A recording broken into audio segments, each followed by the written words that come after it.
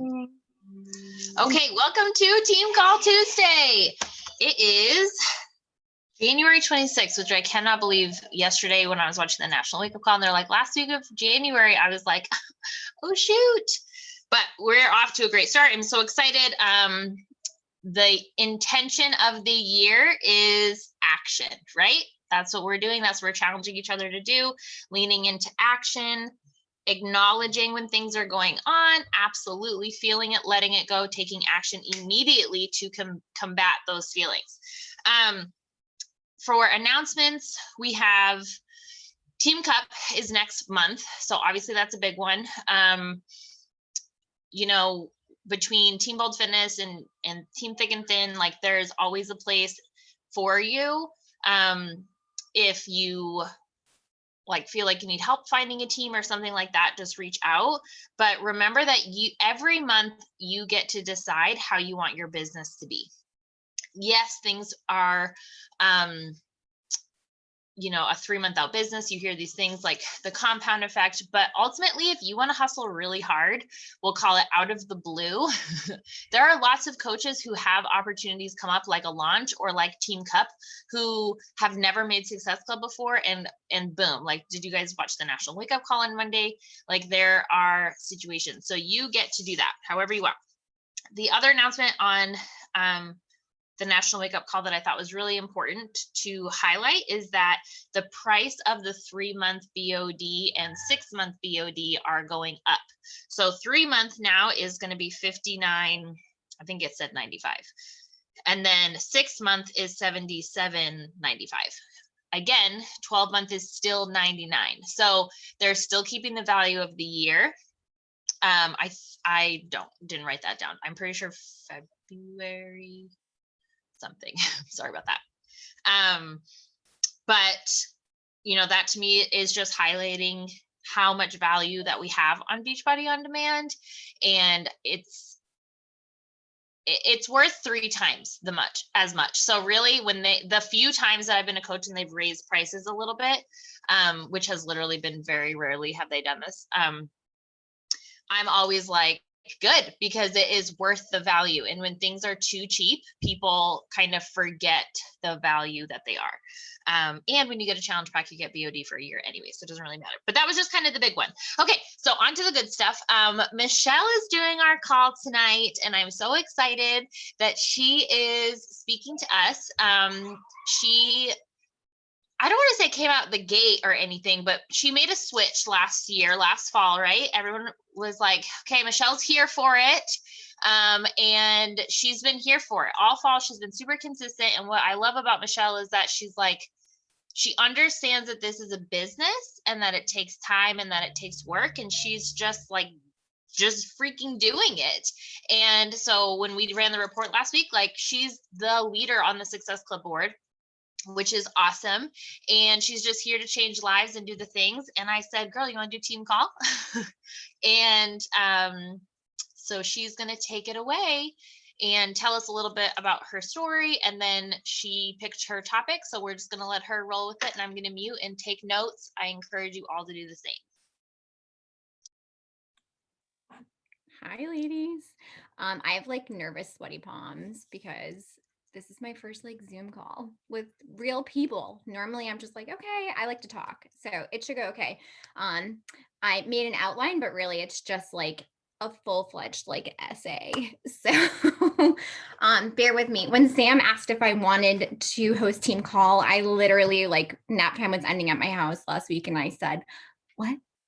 And I was about to enter the chaos of the family again. And I said, okay, I can't listen to your voice messages, but I feel like this is something I should just say yes to. So yes, I'll figure it out. I was a little taken aback because I'm still an Emerald coach. I'm not Diamond. I'm pushing for Diamond constantly, but I'm Emerald. And I was like, oh, I just don't know if I'm ready for this or if I deserve this. And then I said, no, we all have our own unique story to share. And I think that we all can grow and motivate one another. So I'm just feeling really honored to have the opportunity to share with everyone. And I think it makes sense. I'm going to talk tonight about this concept that I kind of came up with, the non-sale victories. related to those non-scale victories that we're all so familiar with.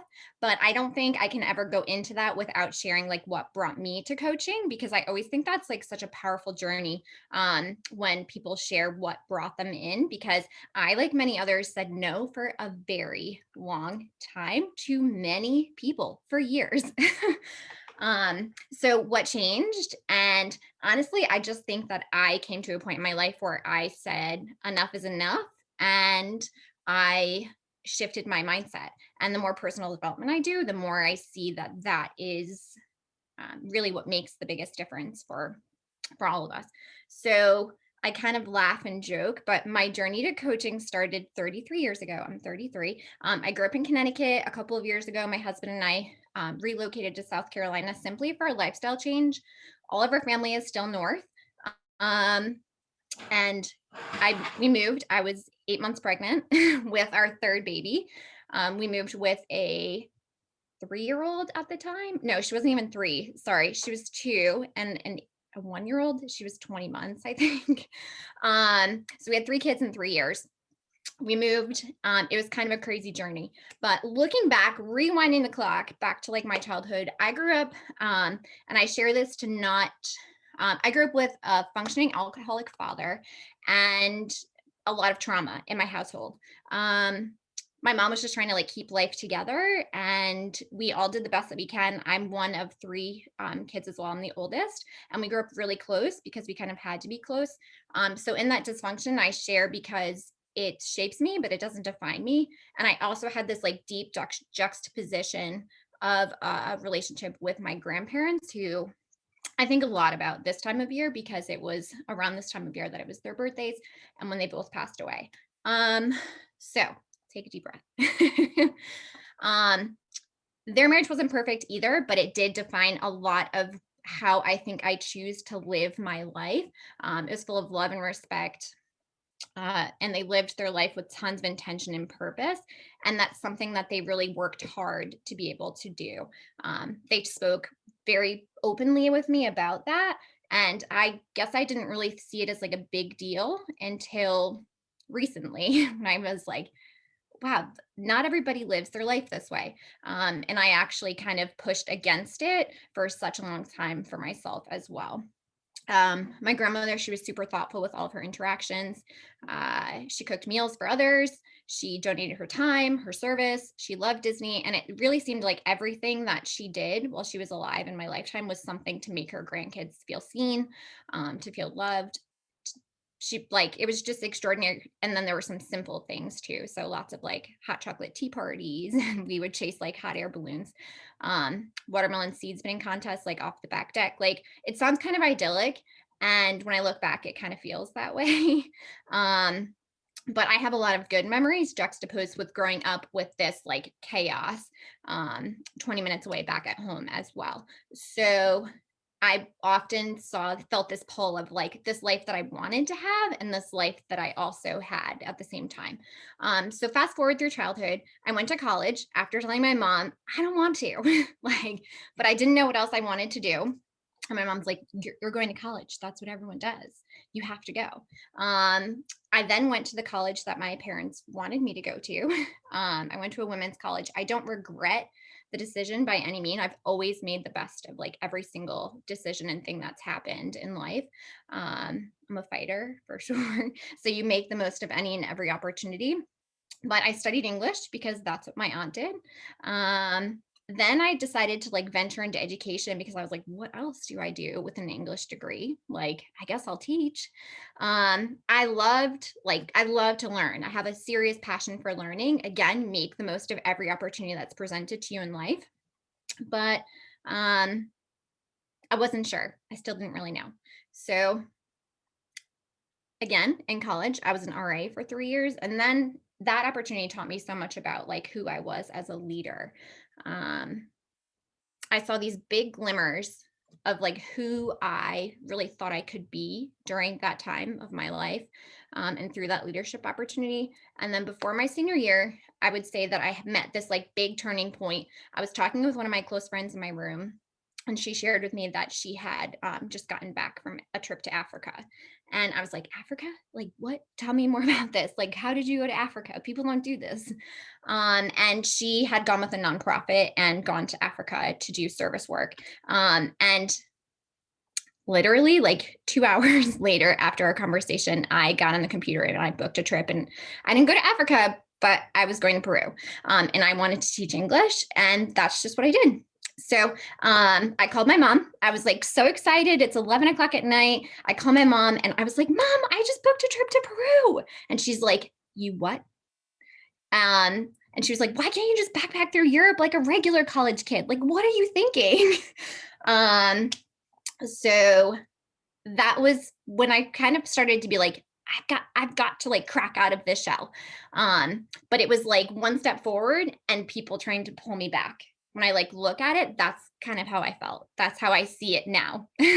At the time, I think I took it a lot harder than that, but that's how I see it.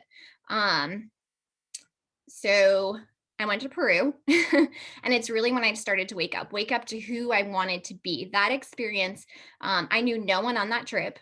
I flew into an airport 17 hours away. I met complete strangers who I slept on the airport floor with for like 4 hours before we took another flight into like the highlands of Peru. No one spoke English. People got really sick. I got sick when I was on the trip, but I loved it. Like I didn't want to come back home. So it was like one of those huge growth experiences. Sorry, my printer's still going off because I was going to print these notes and it's going too slow. But it was one of those things where like I was so homesick, but I grew from that experience and like I I was completely changed through that. So I came back. I finished my last year of college, and I just started to feel a little bit more comfortable defying some of the rules that were kind of set out for me. Um, I think I started at that point to make more defiant choices. So I came back. I was an English major. I student taught, and I realized I hated the politics of education. I remember sitting in my uh, cooperating teachers like classroom after the kids left, and I just started crying. I was like, I don't want to teach. I was like, I don't know how you do this. So for all these teachers out there, I don't know how you do it. I respect you so much, but I knew in my heart like that was I didn't know that it was going to be a good fit for me. But what the heck was I going to do? So I graduated, and what did I start doing? I started applying for teaching jobs. I started interviewing for teaching jobs. And I fumbled through those interviews, and I said, okay, I got offered jobs, and I said no. Like I literally, I knew in my heart I couldn't do it. My parents were like, "You're crazy! Like they're offering you jobs, and you're saying no." And I was like, "No, this doesn't feel right." So I took a college admissions job because at least I knew I wouldn't be influencing kids with like this thing that didn't feel right in my heart. Um, I was working 70 hours a week. I was traveling nonstop. I hated my job. I hated my boss. And finally, with that one too, I said, oh, like this doesn't feel right either. What the heck am I going to do? And after one like hellacious meeting with my boss, I went into my office, I closed the door and I said, I'm not doing a bit more work for this woman. And I updated my resume and started applying for jobs. So if you're starting to get a feel for like who I really am, when I've had enough, and I'm going to do something about it. I'm like all about the action. So I vowed to get a new job, and 2 weeks later, I had a new job, and I started working at a Jewish nonprofit. I'm not Jewish, but I got a job in marketing. I had done a little bit of work on some marketing projects in my admissions stint, and I said, I'm going to figure this out. I got to do something different. And then throughout all this time, I had been nursing a back injury. So in my senior year of college, I was out sledding on winter break, like a little kid with my best friend on this huge hill in town. And I fractured my spine. And the doctor was like, yep, this is only something that happens to elderly women or to little kids. And I said, well, whatever, I'm going to live my life like a little kid forever. So if that's what you want to say, fine. But I broke my back. And by the time I had graduated, I was dealing with major pain. The doctor at the time, who had seen me at like the time of diagnosis and like treatment, had said, you're going to feel pain every day for the rest of your life. And I go, "Ugh, like, that's going to suck." But I said, all right, like, this happened, and I'm going to move forward through it. And if I'm going to feel pain, I'm going to feel pain. So I kind of settled into this reality along with all of these other realities. um, and I again finally said enough. And I guess in all of this, I forgot to mention that if we rewind a little bit, at 16, I fell in love with my high school sweetheart, who I then married. And we've been married for almost 11 years. We've been together for 18 years. Um, and at 16, I remember telling my grandma, who's still alive at the time, I'm going to marry this guy. And everyone else thought I was crazy. My mom's like, there's no freaking way you're marrying this guy. Like, you can date him because I know you're not going to marry him. And here we are, married, 3 kids, um, living life with our own crazy, insane plan. But 23, 24, 25, I don't remember what age. I remember saying to Chris, my husband, there has to be more to life than this. We are both working jobs that we don't even like. We're struggling to pay our bills anyway. We're feeling like crap physically. And we're just trying to keep up with what our parents told us we should be doing. Is this really adulthood? Is this like what we've been looking forward to our entire childhood? No. It didn't feel right. And I decided right then and there, I had to figure out me. Like, what do I need to do? I didn't know what that looked like, but I had to do something. I lost sleep at night for weeks. I remember just like laying there going, what am I going to do? What am I going to do? How am I going to make this work? But I knew that I had to do something that felt better, like in my soul and in my heart. And I needed to figure out like what that was. I needed to be able to start listening to myself. So I would lay there at night and that's what I would do, like in the quiet. I wouldn't say it was meditating, but maybe, I don't know, looking back, maybe it was. Um, so throughout all this, I'd been researching my own kind of rehab for my back. I was trying to clean up our diet. We grew up eating a lot of processed food with our parents. It's like what I knew. I had come off like a college kid diet. We moved into a house. We didn't have a lot of money. So we were eating like what we could afford. And I was not feeling my best. And I was like, all right, I've got to do something with that as well. So I started helping myself. I was making regular time for exercise. I was starting to feel better. And then it came to me one of those nights at 2 o'clock in the morning. I woke Chris up, I shook him awake, and I said, Chris, I want to be a personal trainer. And he was like, it's 2 o'clock in the morning. Like, okay, can we talk about this when you wake up? Like when we get up in the morning? um, and by the time he woke up in the morning, I was already like on the computer Googling like how to become a personal trainer. And I found out that a school 10 minutes from home was enrolling for their next semester of personal training certification, like certification school, 5 days from then. So I set up an appointment and I enrolled in school to become a personal trainer. And I did that. I would wake up at 5 o'clock in the morning. I would go to spin class. I like prepped all my food. I would go to work from 8 a.m. until like 5 p.m. I would go to school, and we had school every night, 4 nights a week from 6 to 10. And I would go home and prep all the like all over again for the next day and just go because I wanted this. I wanted it so bad. I knew that I didn't want to work at a desk for my whole life. And I had to put in the work in order to make it happen. So that's what I did.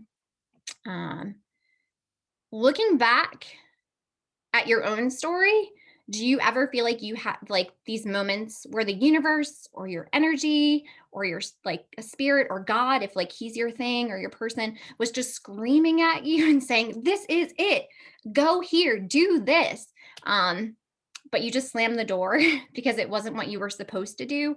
Because up to that moment, I felt like I had done that over and over and over again, because it wasn't what other people thought I should be doing. And I was so afraid to let them down. Um, it was a constant ebb and flow, like a lot of little and big decisions that I either dared or feared to make over those same years, over and over and over again. Um, Going from like when I told my grandma at 16 that I was going to marry my boyfriend at the time.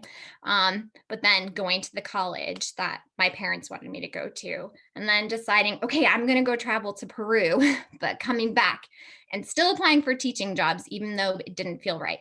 Then deciding, actually, no, I'm going to turn these down because this doesn't feel right, but I don't know what I want to do. Um, then buying a house because that's what our parents told us was like we should be doing, like that's what we should do when we first bought our house.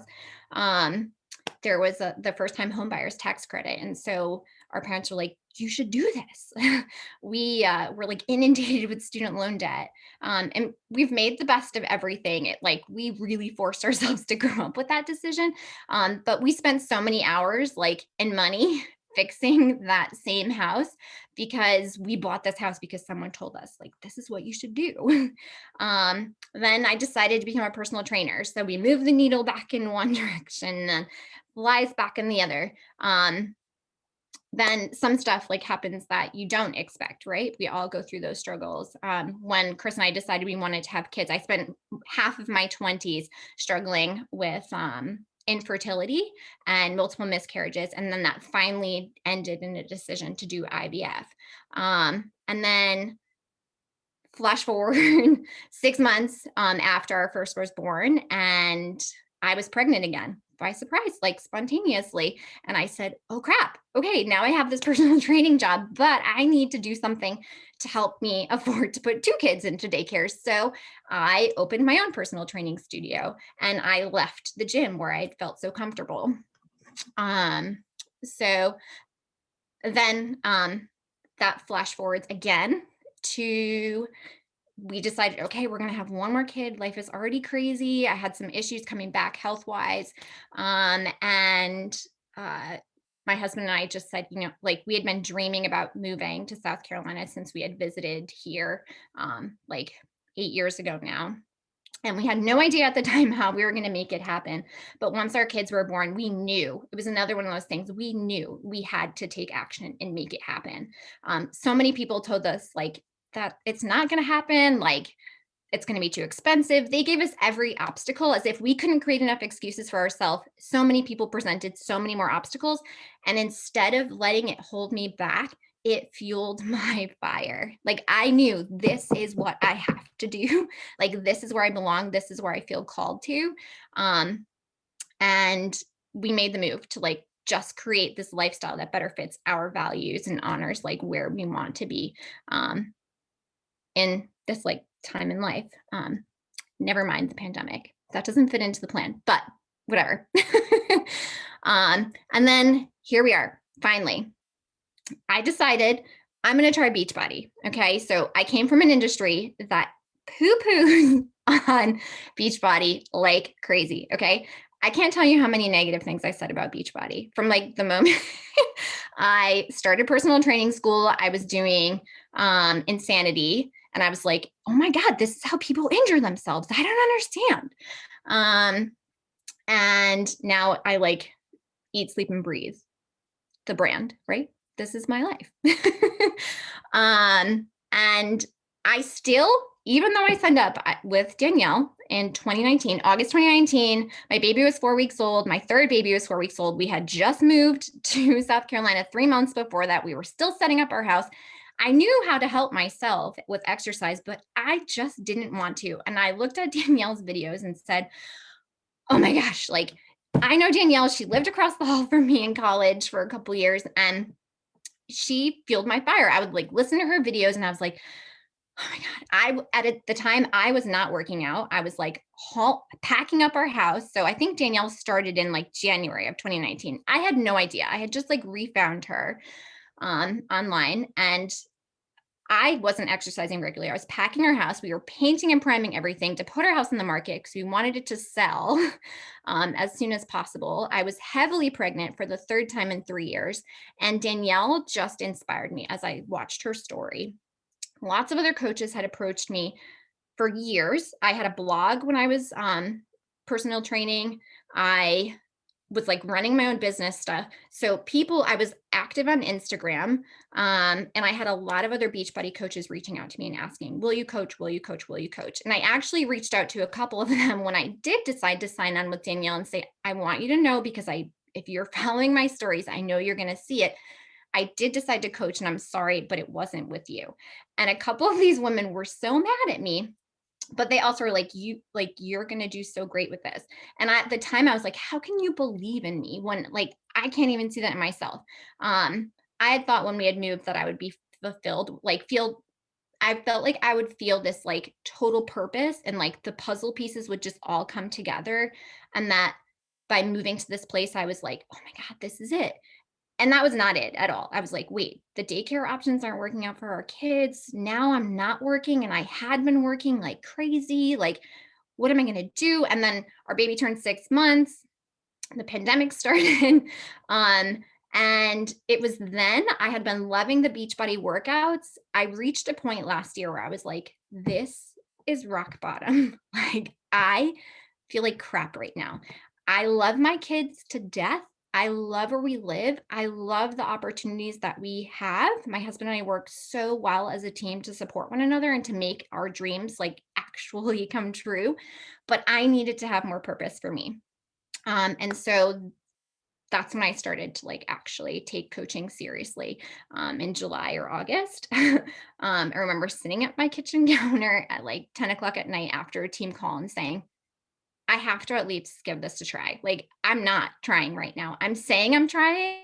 I'm making every excuse in the book though. Oh, people aren't giving me enough training.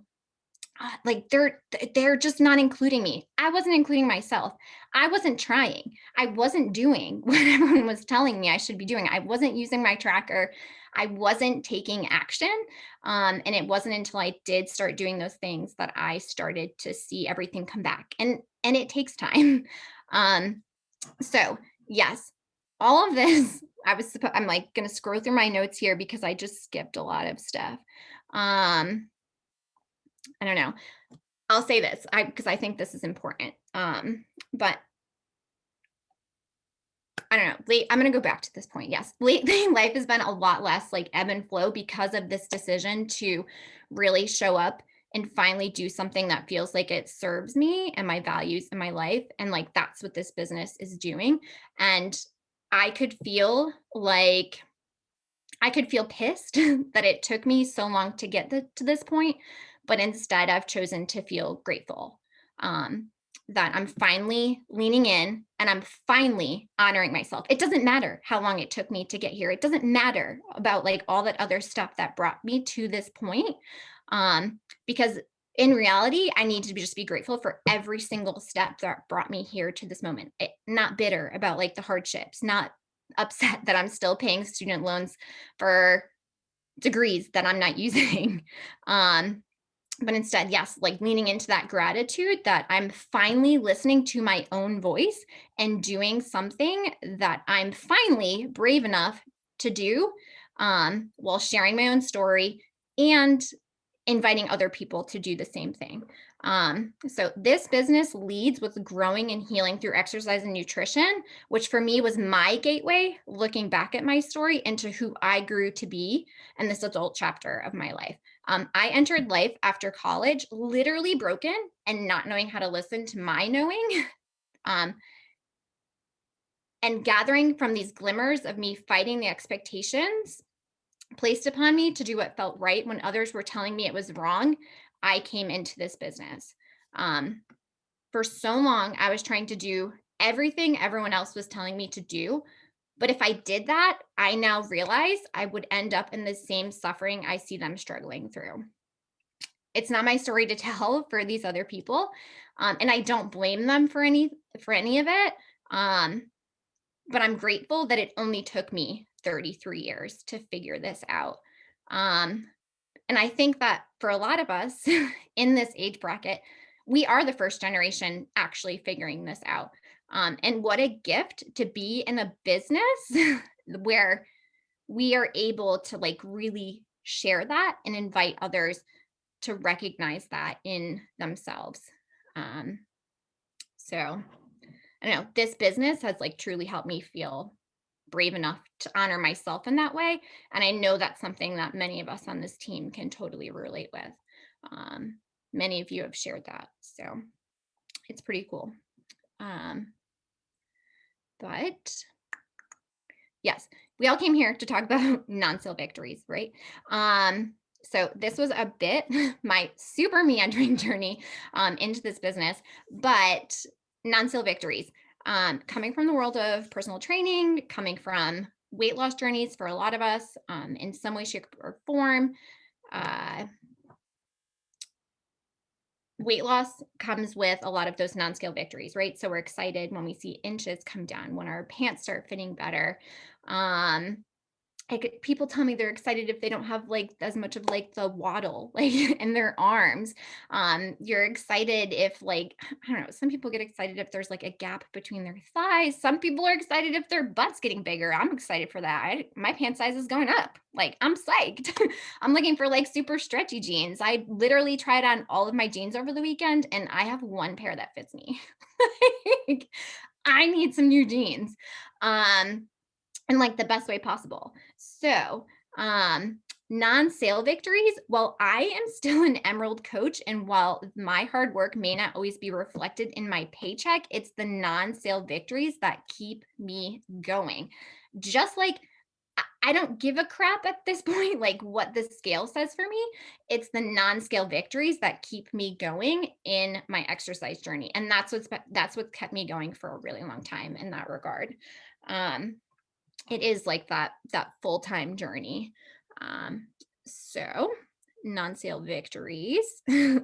um, Non-sale victories are the things that keep us going when we don't see basically, sorry. Okay. Non-sale victories are the things that keep us going and the weeks that we honestly sell nothing, yet we still see our business growing with the values that are most important to us. So they can include things like posting consistently on your social media, sharing your workouts and your stories. Maybe you started your own fit camp for the first time.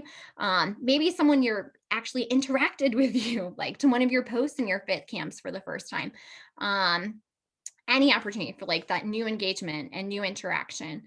Maybe you had three new people respond to a poll in your story. Or maybe you made 5 women smile when you authentically commented something meaningful on their post. Like 5 women you don't know, you just wanted to share a smile and help them feel encouraged. Like that's for me a huge non-sale victory. You're putting like your brand out there. um who knows who's seeing that, right? So maybe it's getting 10 new followers in your social media feed in a week, sending out 15 five, maybe you're sending out 15 meaningful invites in a week, or even just starting meaningful conversations. I know invitations have been so challenging lately and we really are trying to build that authentic connection. Um but actually having like a heartfelt conversation, that goes so far in this business. And that's the stuff that keeps me going. Can anybody else share can anybody else think of like something that you've noticed in your own business lately that's been a non-sale victory? Can comment, unmute yourself. Rocking your morning routine. Yes, you love sharing your morning routine, Sam. I love that.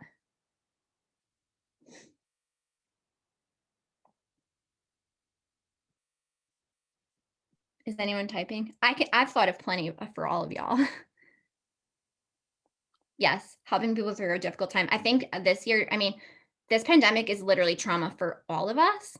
And to be there on the other side of a device and to authentically connect with someone, I think what's been most telling for me is when I send these messages and it's truly heartfelt and you get something back where someone's like, wow, this is really refreshing. I don't get messages like that. You say, it breaks my heart because I'm like, when did this type of real connection become so foreign?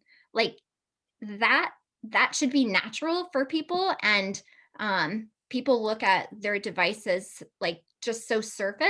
And I've really through this business tried to completely change how I interact with social media at all. Like I don't like to mindlessly scroll unless I'm doing something with my business. It does not have a purpose like in my hand. I can fill my time in so many other ways. So just that authentic connection. Um, yes, partnerships in the fit camps, that's awesome. So you can become friends. Um, yes, you inspire them to make better and healthier choices. That's awesome.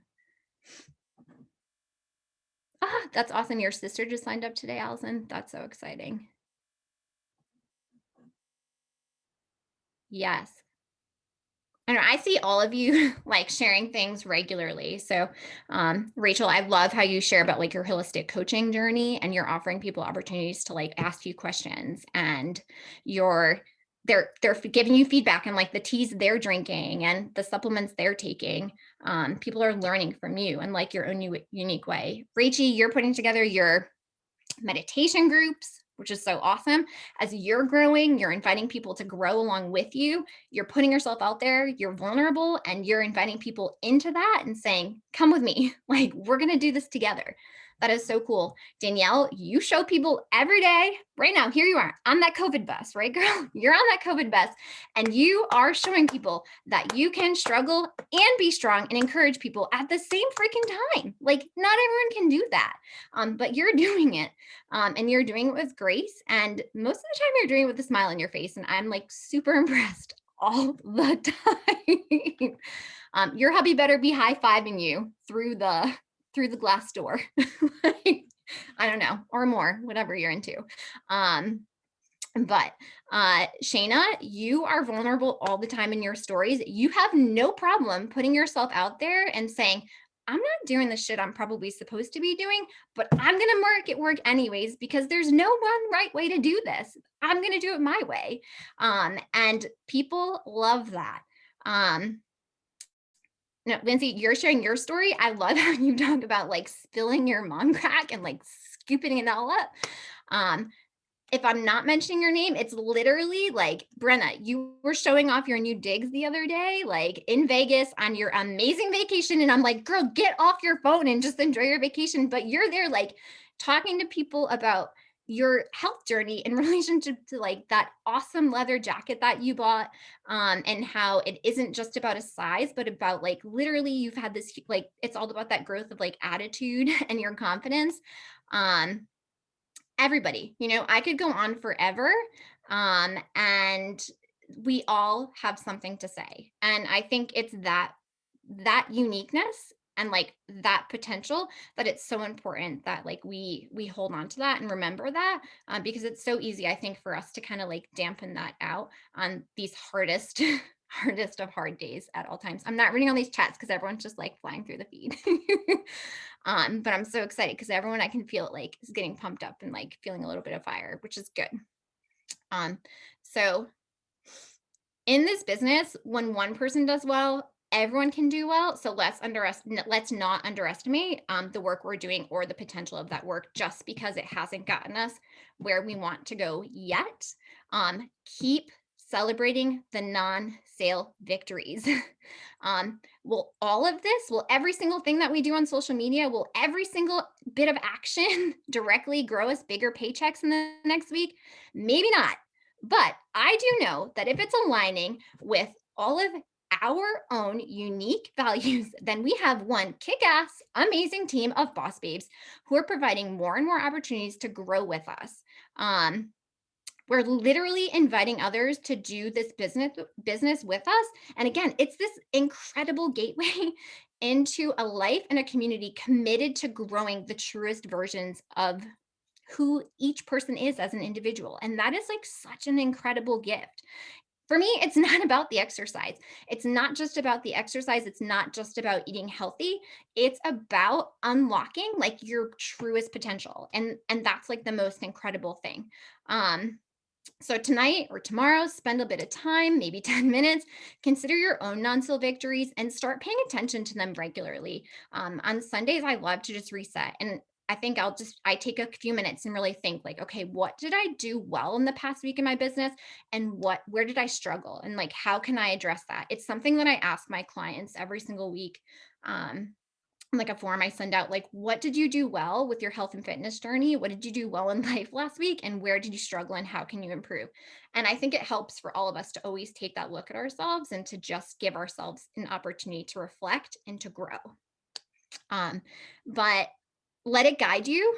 Um, and let's go. Like we're not making millions of dollars like those at the top yet, but every time we help someone to smile or to connect with them or to help them to become a coach, we are creating opportunities for those non-sale victories, and we'll be in those ranks before we know it. So that's that's how I feel. That's what I believe. And I hope that that helps inspire all of us to just keep going. Take the action and let's go. Thanks for listening. Oh my gosh, did you get like I just have all the feels. See, this is why, so sorry, East Coasters, but you'll be up now all night because this feeling that you're feeling right now, this feeling that you're feeling, this, like, if, and it's just like, I have no words. The words are difficult, but it is a domino effect, right? If my coach never shared her story of how she was at home and she had 4 little kids around her, I'll never forget the post that made me reach out to her. And if that would have never happened, then I wouldn't have inspired Danielle. Maybe Danielle would have started with someone else, who knows?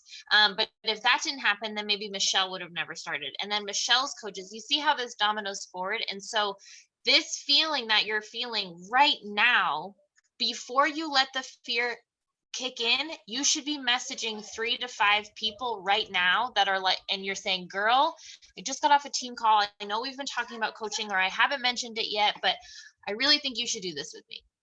Because right here, if all they ever get is the motivation and the friendship and drunk summit, they're still way amazing. Never mind if they start breaking those cycles like Michelle was talking about, right? You start having the courage and you start doing the growth. Personal development is everything. Like, yes, Michelle, you know, I believe in the same thing. And you start growing, and it's not about just healing yourself so you can grow a business. It's about healing yourself so that you live the life you've always wanted to live. And I think Michelle hit so many amazing nuggets.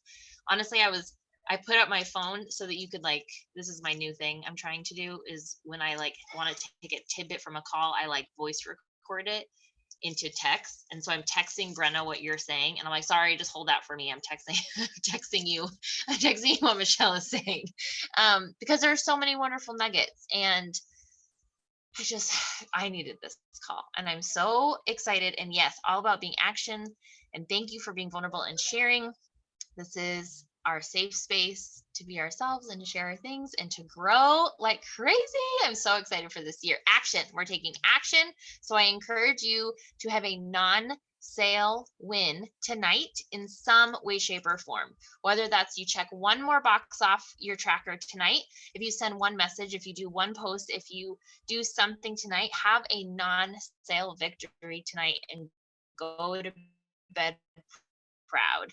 And thank you so much, Michelle, for your time. And we will see you guys tomorrow on the team page. Rocking and rolling. Great job, Michelle. You did amazing. Oh, probably you want to stop. Oh, yeah.